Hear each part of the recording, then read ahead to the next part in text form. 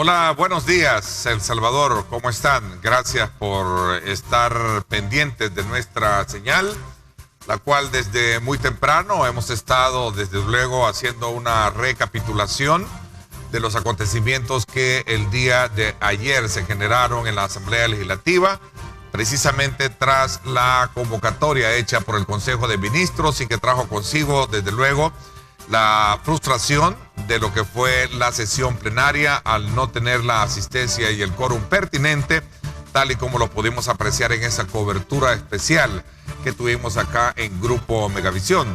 Sin duda alguna, las reacciones no se han hecho esperar y esos son los temas de los cuales vamos a aprovechar esta mañana a conversar con representantes del sector empresarial de nuestro país.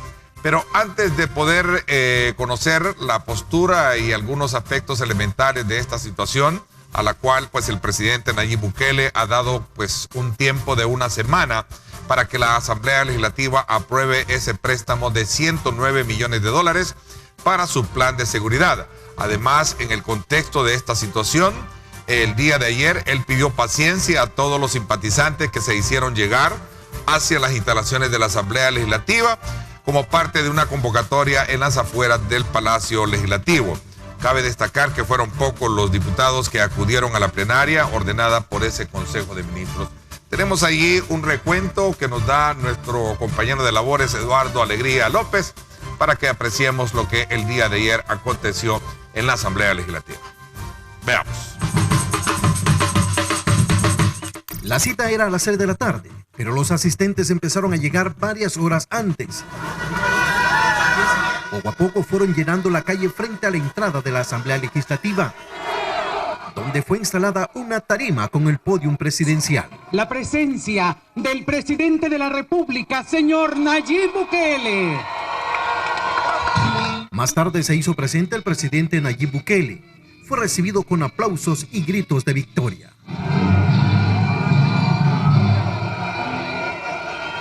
En su discurso, el mandatario recriminó la no asistencia de los diputados, especialmente de Arena y del FMLN, a la sesión plenaria extraordinaria, convocada por el Consejo de Ministros.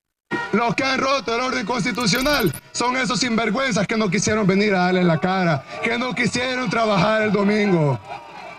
Es más, dicen que nos espera el presidente. El lunes nos vamos a reunir. Y el lunes tal vez, vamos a tener dictamen para reunirnos el jueves. Y el jueves tal vez vamos a darle el voto para la aprobación del préstamo. ¿Cuánta gente va a morir de aquí al jueves? Pues esa sangre está en las manos de ellos, sinvergüenzas. Señaló a los políticos de no querer proteger a los policías y militares por no votar por el préstamo de 109 millones de dólares para financiar la tercera fase del Plan Control Territorial. También sabemos que esos señores que no quieren financiar a nuestros policías y a nuestros soldados para que nos cuiden, son los que financiaron a las pandillas para que compraran armas y mataran a sus familias. Compraron, dieron dinero y según el propio requerimiento, ojo, no lo digo yo, no lo dicen los que están conmigo, lo dice el propio requerimiento de la Fiscalía General de la República. Con el dinero compraron armas y municiones. ¿Y qué hicieron con esas armas y esas municiones? Mataron a sus familias. De la noche del viernes hasta horas de la tarde del sábado, les fueron retirados los elementos de seguridad de protección de personalidades importantes PPI a los diputados. Se quedaron sin seguridad 12 horas. 12 horas. Y pues todavía están poniendo el grito en el cielo. Llamaron a la OEA, a la ONU, a la comunidad internacional, a la Unión Europea, a la comunidad del Anillo, al Consejo Jedi. Llamaron a todo el mundo para decirles, ay, nos quitaron la seguridad. 12 horas sin seguridad y se estaban haciendo los pantalones. Luego el presidente se retiró por un instante de la tarima para entrar al Salón Azul y hacer una oración. Luego de unos minutos salió de nuevo, fuertemente custodiado por militares, y volvió a dirigirse a los asistentes. Yo le pregunté a Dios, y Dios me dijo, paciencia.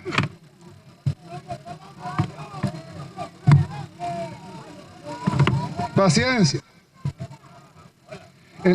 Paciencia. El 28 de febrero, todos esos sinvergüenzas van a salir por la puerta de afuera y los vamos a sacar democráticamente. El presidente dio un nuevo plazo a los diputados para que aprueben el préstamo de 109 millones de dólares. Si estos sinvergüenzas no aprueban esta semana el plan control territorial, nos volvemos a convocar aquí el domingo, le volvemos a pedir sabiduría a Dios y le decimos: Dios, tú me pediste paciencia, pero estos sinvergüenzas no quieren trabajar para el pueblo. Una semana, señores. En una semana nos convocamos acá, los vamos a volver a citar como Consejo de Ministros si no aprueban el plan control territorial. Y si no, yo no me voy a poner entre el pueblo y el artículo 87 de la Constitución. Quedaré en sus manos a aplicarlo, yo no me voy a poner en medio. Señoras y señores, ha sido el mensaje del presidente de la República. Entre aplausos, el presidente se retiró. Presenciaremos su retiro de estas instalaciones. Entre los asistentes hubo diferentes reacciones. El presidente está siendo un tanto prudente porque la verdad es de que ya los señores diputados deberían de hacer su trabajo, ya que ellos se les ha hecho llamado tras llamado y ellos no lo han atendido. Queríamos entrar y hacer valer por lo que venimos acá, que aprueben el presupuesto. Eso es lo que necesitamos nosotros. No venimos a esta convocatoria solo por verlos o por estar aquí parados. Queríamos entrar y exigirles y tomarnos la asamblea sinceramente. Una persona muy humanista, realmente vela por la seguridad del pueblo y eso es lo que nosotros necesitamos, tener un presidente como él que nos respalde. Lo ocurrido tanto dentro como fuera de la Asamblea Legislativa han sido actividades sin precedentes en la historia de El Salvador. Habrá que esperar qué es lo que sucede esta semana en la Asamblea Legislativa. De lo contrario, podría haber una nueva convocatoria para el próximo domingo. Eduardo Alegría López, Cadena Megavisión. Bueno, ahí está precisamente una breve memoria, un recuento de lo que el día de ayer aconteció. Sin duda alguna hay muchas lecturas que están desde luego allí segregadas a este acontecimiento, de la cual, como dije al principio, ha dado como pauta una semana para que se apruebe este préstamo de 109 millones de dólares. De lo contrario, pues estaría haciéndose una nueva convocatoria para el próximo domingo, como lo escuchamos ahí precisamente en la versión del presidente Nayib Bukele. En este mismo contexto, el sector empresarial a través de ANEP emitió un comunicado en la que advertía de las consecuencias y también llamaba al diálogo principalmente para evitar esa tensa situación que el día de ayer se llevó a cabo en nuestro país y que de alguna manera deja al descubierto muchos aspectos que vamos a tratar esta mañana con representantes de la gremial y particularmente con su presidente, el licenciado Luis Cardenal, a quien quiero darle la más cordial bienvenida. Gracias por acompañarnos, presidente de ANEP. No, muchísimas gracias, Ernesto, y muchísimos buenos días a los estimados televidentes. También quiero saludar al vicepresidente de la gremial, Agustín Martínez. Gracias por acompañarnos. Buenos días, bienvenido. Gracias, Ernesto. Bueno, ¿cuál es la lectura que tienen ustedes con relación a estos acontecimientos del día de ayer? Previo a esto, pues ustedes emitieron un comunicado en el cual pues advertían de las consecuencias y el llamado al diálogo como tal. Presidente. Bueno, nosotros creemos que fue totalmente innecesario poner al país en esta situación tan tensa, tan difícil y que nos va a hacer retroceder en los avances y las esperanzas e ilusiones de que El Salvador empezara a construir una nueva y buena imagen. Lo que sucedió ayer, desde nuestro punto de vista, es lamentable, es triste y pudo haberse evitado si se hubiera tenido la paciencia que dicen tuvo el presidente al final de su discurso, si lo hubiera tenido desde el comienzo. Es absolutamente normal en una democracia que hayan discusiones, que hayan desacuerdos. No vamos a entrar nosotros a discutir que si el préstamo fue presentado de buena manera, si tenía todas las explicaciones, si es necesario o no es necesario, porque en eso pueden haber diferencias de opiniones. Lo que sí nosotros estamos en total desacuerdo es que cuando hayan divergentes opiniones, la manera de solucionarlo sea a través de la fuerza del lenguaje violento, de llenar la Asamblea Legislativa de fuerzas armadas, de insultar a la contraparte y de faltarse el respeto. Yo creo que eso no es lo que necesita el país. El país ha vivido una guerra civil, han habido muertos de por medio, hemos dado avances sustanciales firmando los acuerdos de paz y llegando a entendimientos por la vía civilizada. ¿Falta mucho terreno por recorrer? Sí, es cierto, falta mucho por recorrer, pero ese es el camino mejor que podemos seguir, no volver al lenguaje que ocupábamos en la guerra, no volver a las actitudes que tuvimos y que nos llevaron a este conflicto armado, y no mandar señales de que quien tiene el poder puede imponerse sobre quien no lo tiene a través de la intimidación y la fuerza. Partamos de que los lenguajes violentos que se están utilizando son totalmente inconvenientes. ¿Cómo puedo yo convencer a alguien que piensa diferente a mí si yo le digo maldito y 1000 veces maldito, y si les digo sinvergüenzas, ladrones, etcétera? Esa persona con la que voy a negociar se va a cerrar. Es lógico, es normal.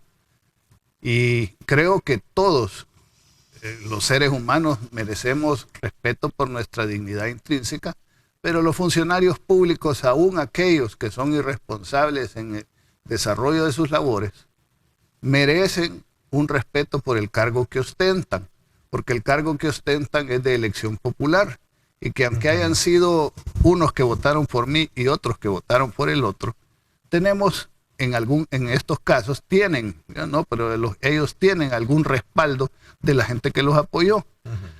Y creo que el lenguaje debe ser, señor presidente, por lo menos diputado, si no le quiere decir diputado.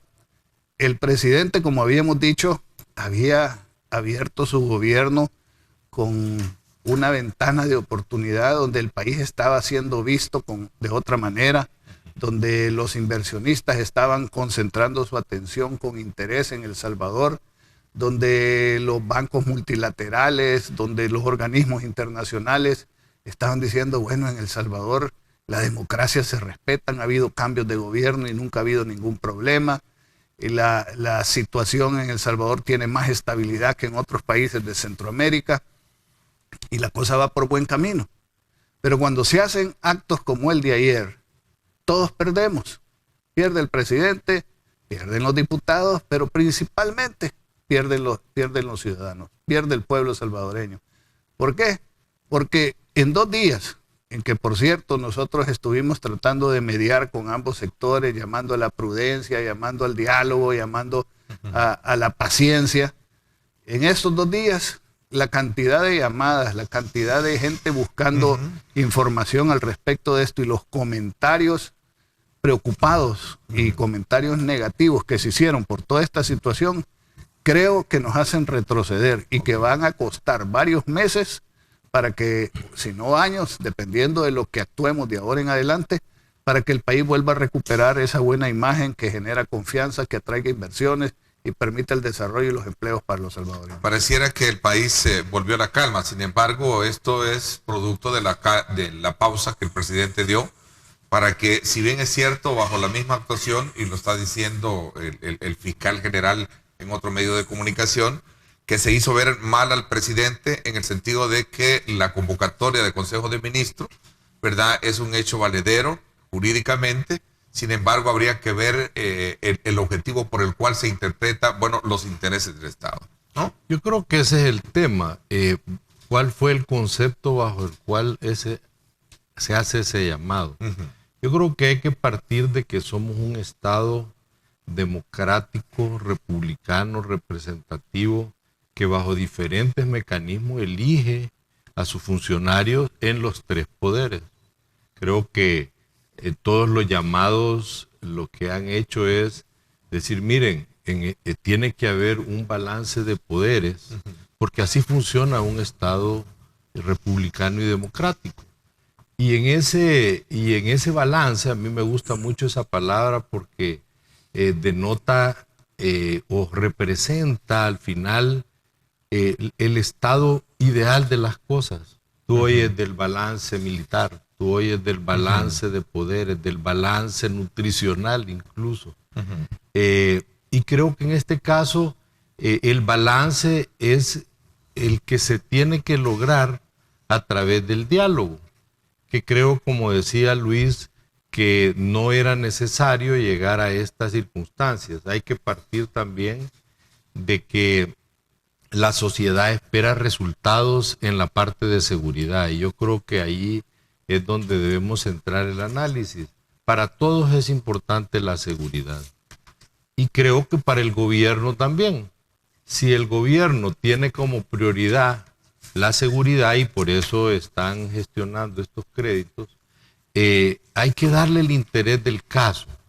Yo aquí no me voy a poner a un lado ni al otro, pero sí creo que, como tú decías, Ernesto, también el hecho de que se haya dado un compás de espera, que creo que no está bien la forma amenazante en que se ha hecho, pero más allá del préstamo, creo que este tiempo lo que nos debe de dar es la oportunidad para buscar mecanismos de entendimiento, ¿verdad? Porque si no lo logramos, vamos a tener esto recurrentemente. No hay que tomar posiciones radicales en circunstancias que no son extremas.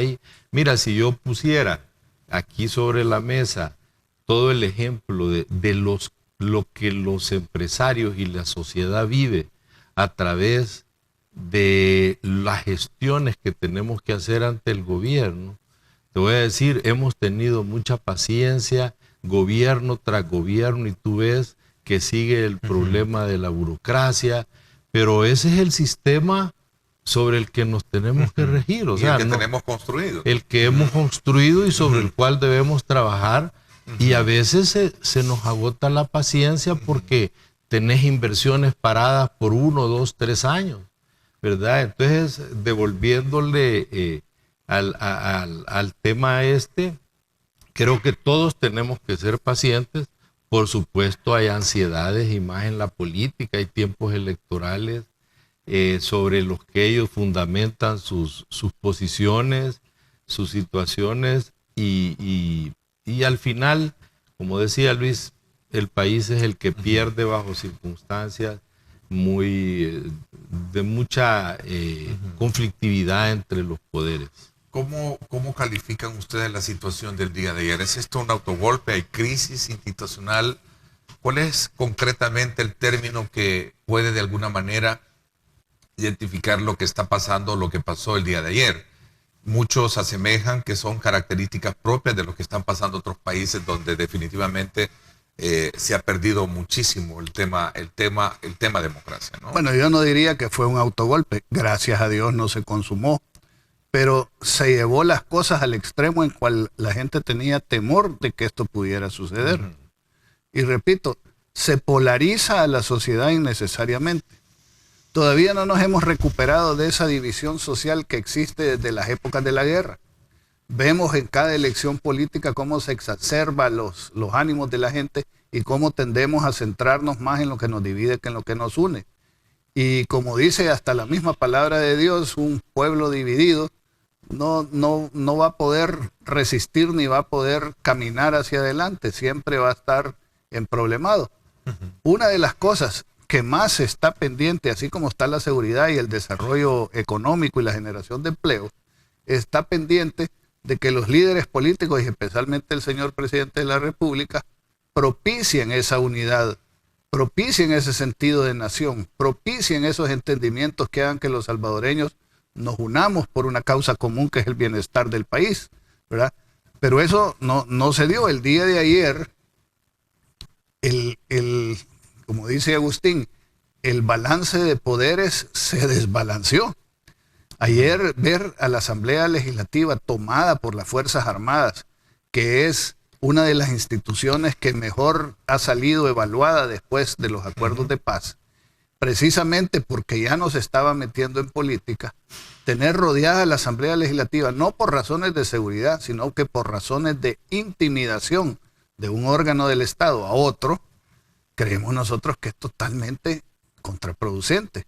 El mensaje, leamos todas las noticias en los periódicos internacionales y que hacen los organismos internacionales, las noticias son negativas, son de que es inaudito que se irrumpa en una asamblea legislativa con el ejército, con armas largas y con la policía y que se tengan rodeado a los diputados que ahí asistieron, porque eso no es para darle seguridad, eso es para intimidar.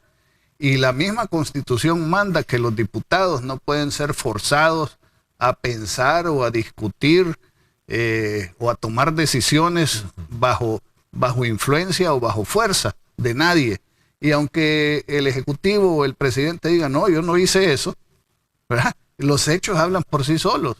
El hecho de que me dé sensación de que me andan siguiendo, el hecho de que se rodee la Asamblea Legislativa, el hecho de que se llene a una cantidad de gente afuera a presionar, a gritar, que es otro tema sobre el cual debemos de hablar, y que al interior de la Asamblea Legislativa pongamos a la Fuerza Armada y a la policía con armas largas rodeando el sitio donde se sientan los diputados, creo yo que es improcedente.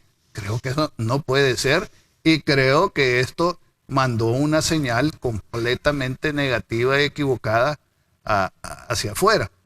Y el tema de la manifestación pública, miren, aquí todos hablamos en nombre del pueblo, todos decimos representar al pueblo. Y es cierto que la población, porque eso lo dicen todas las encuestas, que la población está demandando seguridad, está demandando soluciones, está demandando de sus autoridades y sus funcionarios públicos que resuelvan los problemas que tienen tanto tiempo de estar pendientes de resolverse. Eso es cierto. Pero decir que afuera de la Asamblea estaba el pueblo, creo yo que es extenderse demasiado, especialmente cuando regresamos a situaciones del pasado donde el gobernante de turno obliga al funcionario o al trabajador público a través de memorándums a que asista a apoyarlo en una manifestación. Entonces uno se pregunta, ¿el que estaba afuera era el pueblo o eran los trabajadores y los funcionarios y los empleados públicos que fueron por miedo a perder su trabajo y que fueron a apoyarlo? Después. ¿Tienen ustedes pruebas de esa convocatoria obligada? Pues las redes sociales están llenas de memorándums escritos que con gusto te envío yo al salir del programa, de grabaciones, de declaraciones, donde se convoca a empleados públicos a asistir ahí. Inclusive se ven en tomas que hicieron ustedes y los otros canales de televisión, donde jefes de departamentos o jefes de ministerios están hablando con su gente y pasando lista. Entonces, ¿es esto algo que es una manifestación espontánea de la población o es algo que es manipulado? Y si es manipulado, pues entonces ya no tiene la misma validez que dice tener una cosa una cosa realmente espontánea y popular. Pero concluyo diciendo que ya al final, que este es uno de los riesgos grandes que existe, ya al final cuando el presidente sale la segunda vez a hablar con la población, ya tuvo problemas para controlarla. Él estaba diciendo, Dios me pidió paciencia, pero la gente le gritaba, que no, ¿verdad? Y se corrió el riesgo de que ahí hubiera podido pasar algo más y una tragedia.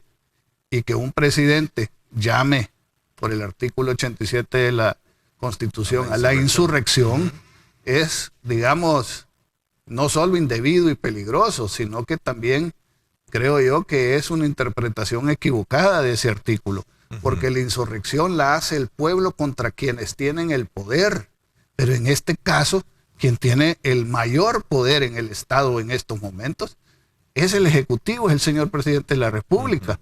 Entonces, que el señor presidente de la República llame o incite o motive al pueblo a la insurrección en contra, no del Estado, no del poder en general, sino que en contra de un órgano del Estado definido, es, creo yo, totalmente inconveniente, improductivo y peligroso. Y ojalá eso se corrija. Ok, en el fondo y colocando un poco en el balance de la discusión y lo que ha llevado a toda esta situación de crisis o de confrontación, está el tema de la aprobación de los 109 millones de dólares, los cuales hay partidas que discuten que algunas son valederas y otras no lo son. ¿Cuál es el examen que ustedes han hecho de esto? Al final, el tema de la seguridad o la inseguridad en el país nos afecta a todos y particularmente a ustedes como empresarios. ¿Cómo examinan ustedes? Mira, esa es la parte medular de la cosa. Si todos queremos que la seguridad del país camine por mejores caminos, lógicamente tenemos que darle la prioridad. A mi juicio, probablemente no ha habido la profundidad en el trabajo entre instituciones para llegar a conclusiones que los pongan de acuerdo, ¿verdad? Aquí sí quitaría yo el sesgo político de cómo se ha manejado, que se busca detener las gestiones del presidente en esos temas.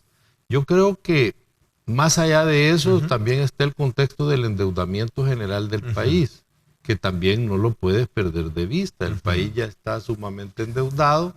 Por supuesto, tienes que priorizar el tema de seguridad. Hay créditos que se están disponiendo para eso y creo que esa ha sido parte eso del quería problema. de alguna manera detenerme un poco para abordarlo. Urge la necesidad de resolver el problema, ¿no? Sí. Es urgente. Sí, y si eso pesa más, el tema de deuda, más que para poder resolver el problema. Y si las cifras son correctas, vaya, la fase 1 y la fase 2, que de acuerdo a lo que el gobierno está planteando ha ido dando resultados, creo que amerita un análisis más a fondo si eso es el camino correcto. Hasta donde yo entiendo, no se han satisfecho, digamos, las inquietudes de la gente que está en esos comisiones donde se tiene que decidir. No sé, y me parece que sí se ha hecho algún esfuerzo, pero como ya planteaba Luis, no era necesario llegar a este nivel de conflictividad, sino que pasar por un mecanismo que se hubiera acordado entre los dos poderes para tomar y poner fecha al punto de decidir sobre el crédito. Uno de los planteamientos que hace el presidente de la República y que encara precisamente a la clase política es manifestar de que hay renuencia a querer aprobar estos préstamos, estos fondos para la fase 3 del plan, porque hay una vinculación directa. De hecho, el presidente se los grita y les dice delincuentes, ¿verdad? Porque han negociado con las maras a todos los políticos, dice, ¿verdad? Y de alguna manera es el punto en la balanza que se pone frente a la población, frente a todo el país, que es que precisamente aquellos que sufrimos el problema de la inseguridad. Bueno, ¿no? Yo creo que el problema de las pandillas es un problema que se tiene que tratar con seriedad. Desde tiempos pasados, y no estoy hablando de los últimos 10 años, sino que anteriormente, desde que las pandillas tienen control territorial, todos los políticos de elección popular, de alguna manera u otra, han tenido que lidiar con ellos para poder ir a hacer campaña en los territorios que están controlados por las pandillas. Yo no estoy diciendo que es aceptable ni bueno el negociar con ellos, ni mucho menos estarles dando dinero. Pero ese es un problema que tiene que ser manejado con seriedad y por aparte. Pero aquí creo yo que ese tema se está ocupando como un argumento de presión. El pueblo salvadoreño tiene que estar como juez y es el que va a ejercer la presión sobre los funcionarios para que hagan lo que el pueblo quiere que hagan. Pero los argumentos que se den tienen que ser serios y se tiene que mantener dentro del ámbito de la discusión.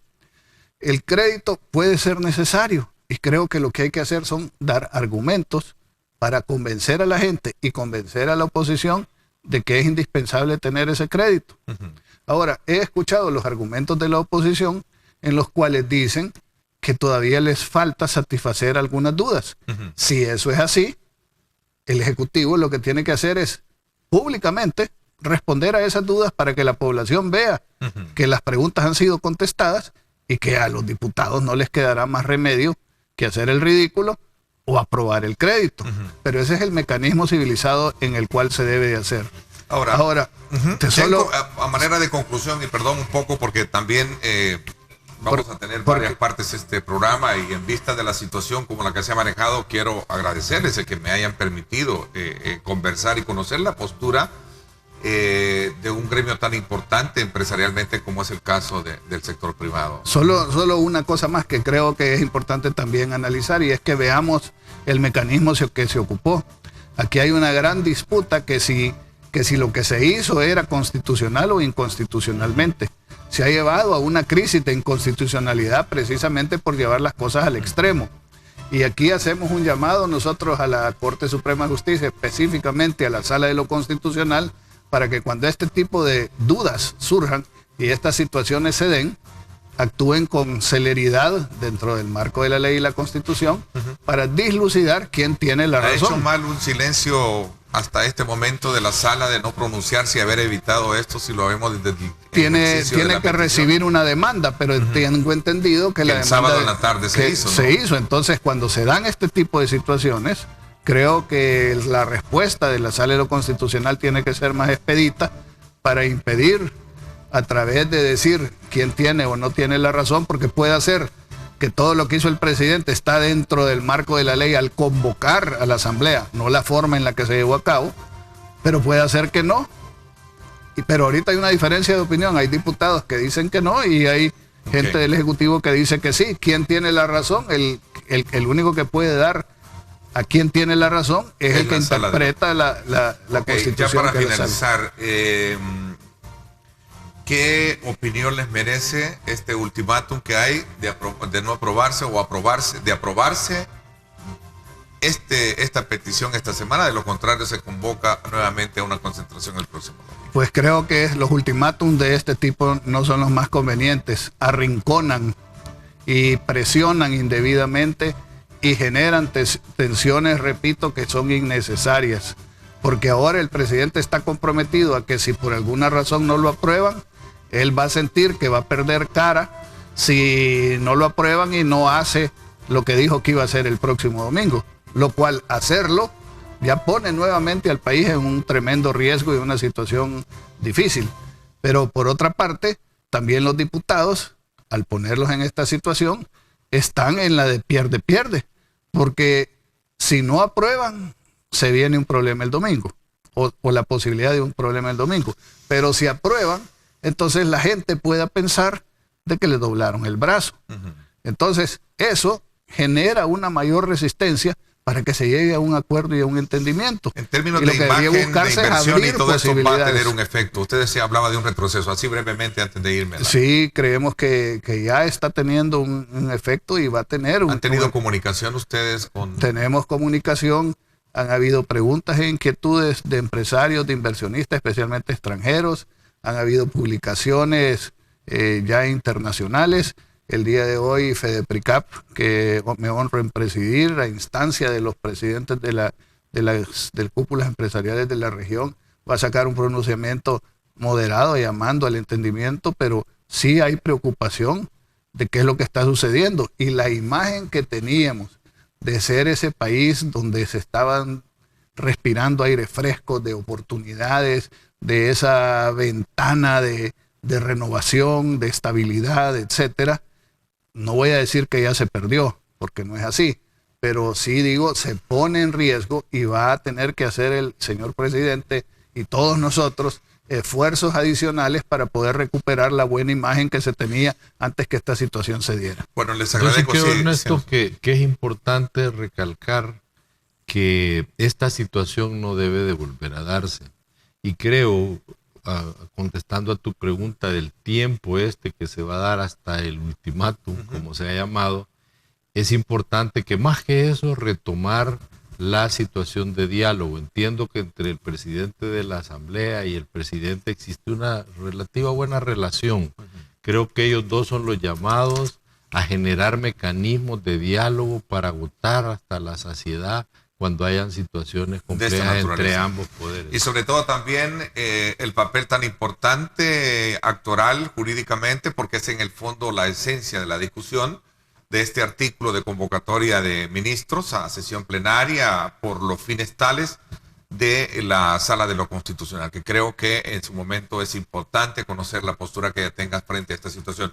Les agradezco muchísimo el que nos hayan acompañado esta mañana en esta primera media hora de programa. Gracias por habernos acompañado, presidente. No, muchísimas gracias, Ernesto, y les pedimos a todos los ciudadanos salvadoreños que tengamos calma, que haya madurez y que apoyemos e incitemos a nuestros gobernantes a que dialoguen, a que esto sea constructivo por el bien del Salvador y que dejemos aparte las emociones, los egos y los intereses mezquinos que puedan existir para buscar soluciones que realmente sean las más convenientes para el país y su población. Ok, gracias. Me voy a la pausa. Cuando regresemos, una evaluación del sistema judicial y de los casos de implicación de políticos. En el caso del alcalde de San Salvador, Ernesto Mason, me va a acompañar su abogado, el empresario Arturo Mason, y vamos a hablar precisamente sobre este caso en particular. Vamos a la pausa y regresamos como a 7:10.